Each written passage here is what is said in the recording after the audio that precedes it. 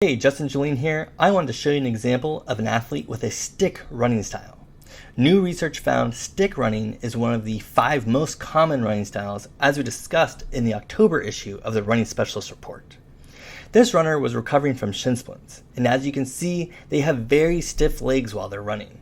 Also notice how she has minimal vertical displacement and spends a lot of time in the stance phase rather than the flight phase. This style of running has very minimal impact forces, but doesn't capitalize on knee or hip extensors to propel the runner forward, which reduces running economy. Here's a graphic of how stick running compares to the other 4 common running styles. As you can see in this diagram, stick running has minimal vertical displacement and moderate step length. But notice how each of the other running styles use more hip and knee range of motion. Therefore, muscles such as the glute max, glute med, and the quadriceps are not being optimized for power generation when you're running with a stick running style. This runner's Garmin running watch data also shows stick running.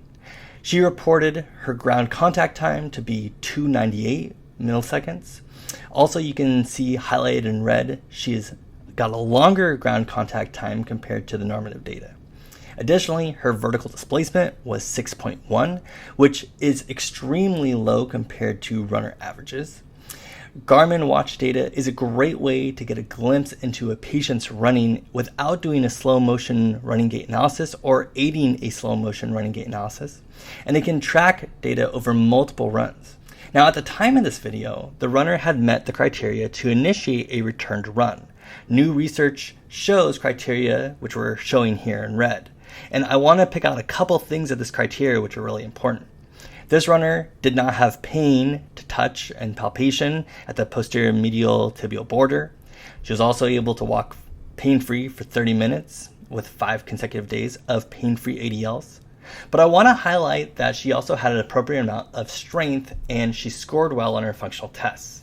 You can learn more about those, but she scored on the LSI within 90 to 95%. All those things told us she was ready to return to running.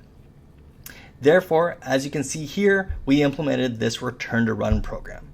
And I want to highlight a couple things here that made her successful.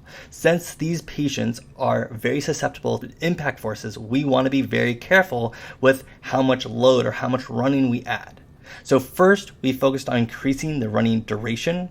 And then we followed that by the intensity or the speed, and then lastly, the frequency. So for this runner, in the first return to run phase, she ran at 50% of her normal pace every other day for 2 weeks. And then we slowly added time to her runs. Once she was able to run her normal distance, we then increased her pace. And then finally, we increased the frequency of her runs to pre-injury levels. She did very well and was able to return to running. And if you'd like to ask any questions about this case or this runner, feel free to ask. But in the meantime, I'll talk to you soon. Take care.